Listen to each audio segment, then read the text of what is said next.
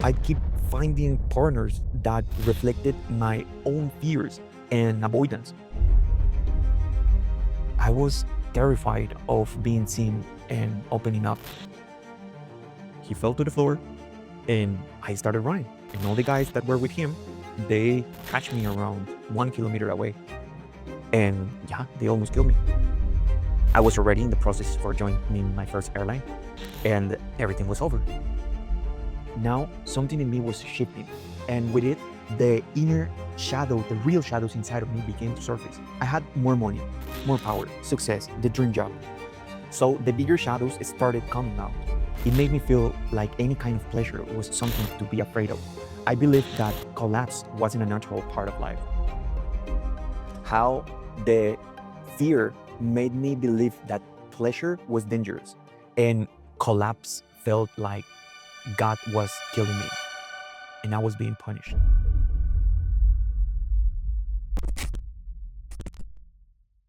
3-1 hold shot runway 34. Roger, hold short, runway 34, beautiful.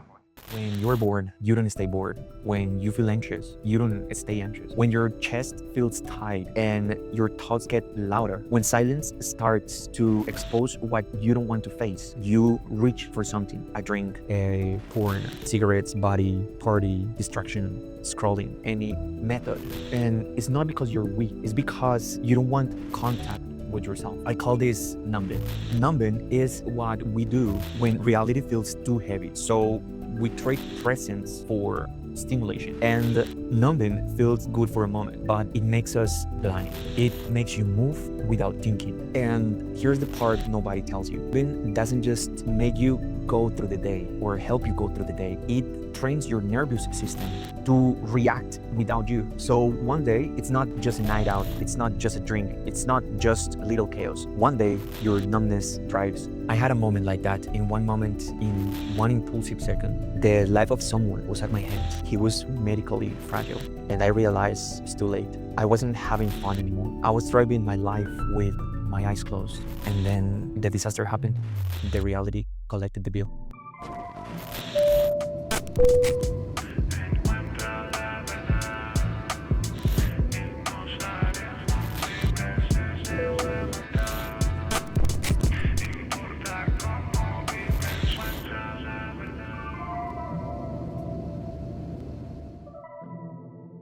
Hi, my name is Mateo. I'm an airline pilot living in Asia and a lifelong seeker of wisdom and self-development. Welcome to Inner Navigation. Here, I take you with me through real shadow work and self-development as they happen in real life, not in theory, to reveal the internal mechanics behind our repeating loops and patterns. You will hear my own process of transformation as it unfolds and the real tools that help me change from the inside out. This isn't about becoming someone new. It's about remembering who you came here to be. Your authentic, grounded, and abundant self. So let's dive in. 34 0 degree 16 knots, runway 34, clear for takeoff. Clear takeoff, runway 34. In the episode 1, we cover how a collapse can start breaking down life and start causing an awakening. It's just a wake-up call that life is trying to give you through small collapses. Now, in this episode, we're going to talk about the mechanisms that we use to hide ourselves from that reality. When I say numbing, I'm not talking about some dramatic addiction story. I don't say don't drink, don't party, don't enjoy food. What I'm saying is numbing is that state that you reach when you don't want to sit with the feeling of yourself, when you want to reach for something.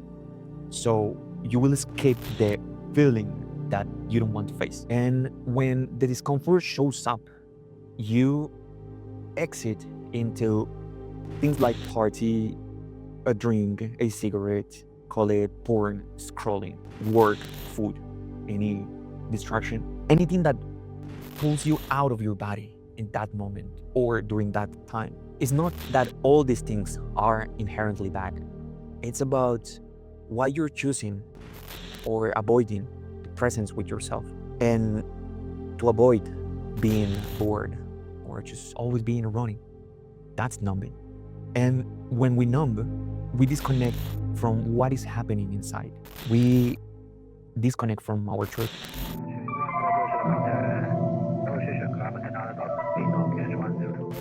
So my pattern was simple: fly in the days off, go to party, look for some plan to do, drink, get drunk, and just change or chase a stimulation.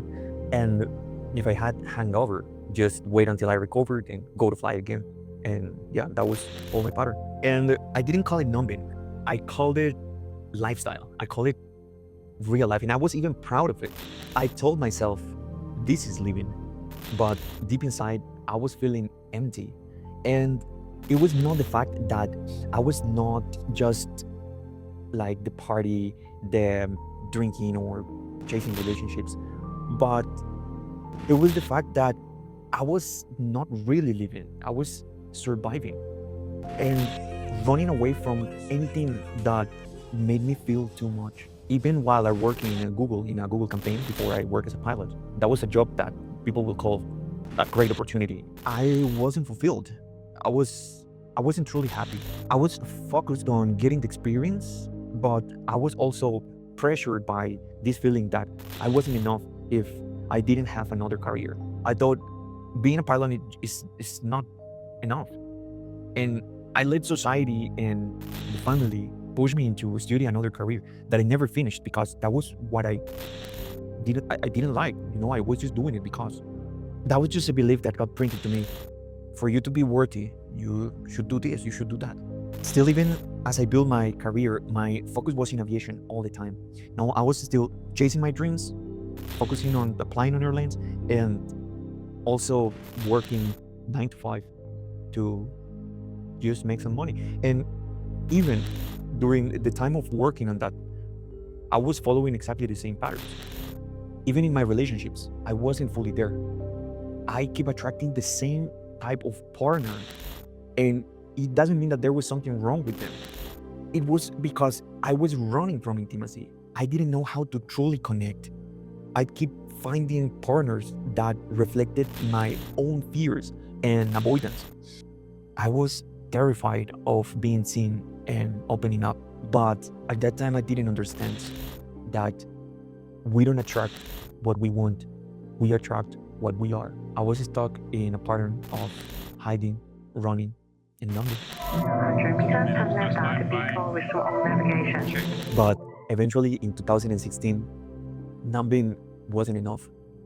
I was working as a subject matter expert in a Google campaign in Bogota. It's a technical support place. And by following the same patterns, one day I went out to party at night. That day I was fighting with my girlfriend. Even she said to me, please don't go out. And I just wanted to escape from my normal day, as I usually do. I went just to have a few beers with one friend. And then other friends called us and say, there's a birthday, let's come to a bar. We went to the bar and it was really nice, everything. We were partying, we bought alcohol and we enjoyed together. The guys that we met, when the bottle that I bought, it was over. I told him, bro, let's gather some money for the next bottle.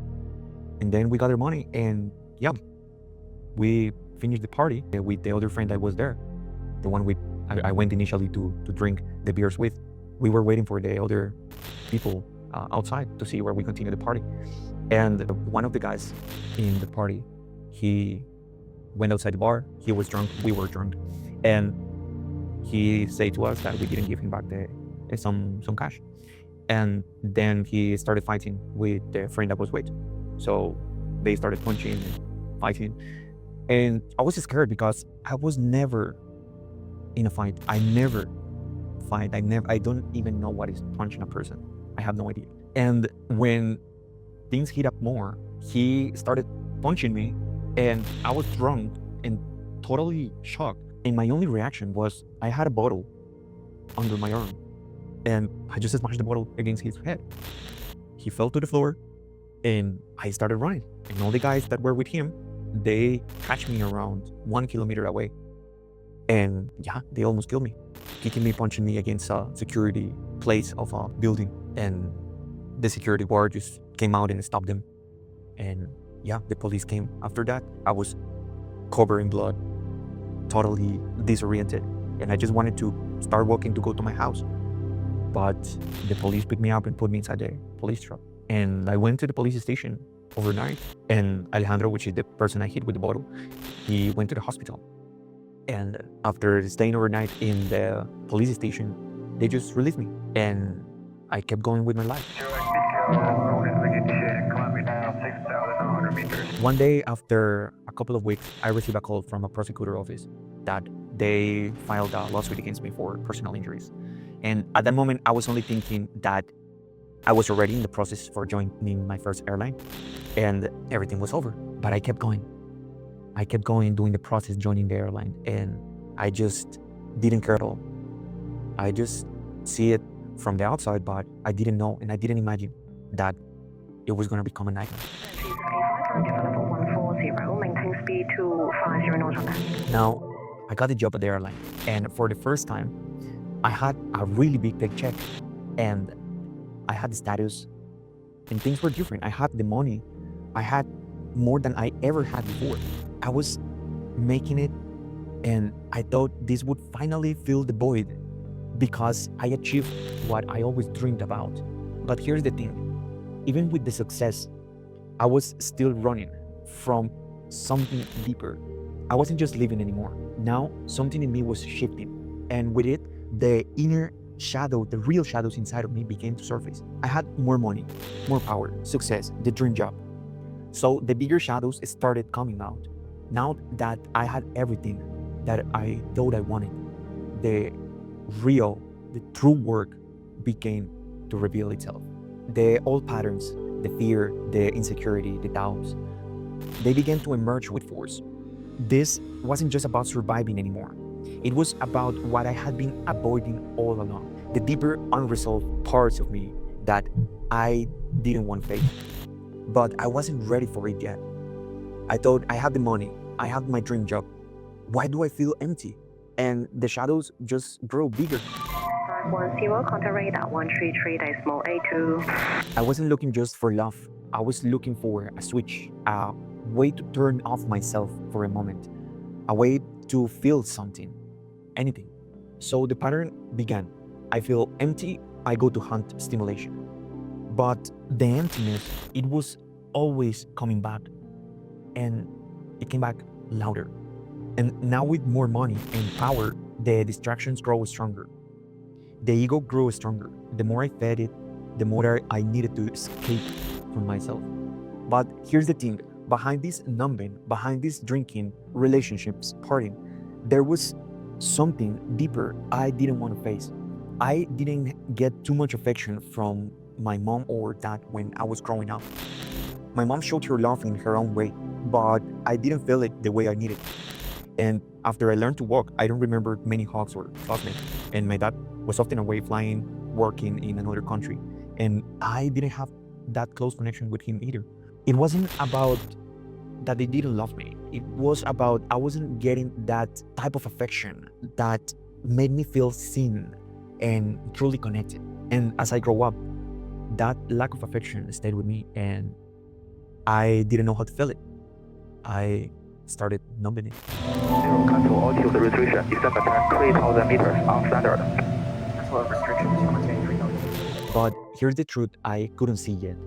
All this numbing, the constant running, the need for new distractions, I was rooting in something deeper, something that started when I was a kid. The patterns didn't just came overnight. They were built from my childhood, from the fear and shame that came from growing up with religious conditioning. As a child, I was told that the pleasure was dangerous, that doing things for joy was wrong. I carried that fear of punishment with me into the teenager years and then into the adulthood. It made me feel like any kind of pleasure was something to be afraid of. I believed that collapse wasn't a natural part of life. I felt like God was killing me. 900 degrees, 5 meters per second, QH 1021, runway 33 left. Runway 33. In episode 3, I'll dive into that internal dictator that I created through religious beliefs and how I carried that fear of punishment with me into adulthood. How the fear made me believe that pleasure was dangerous and collapse felt like God was killing me and I was being punished.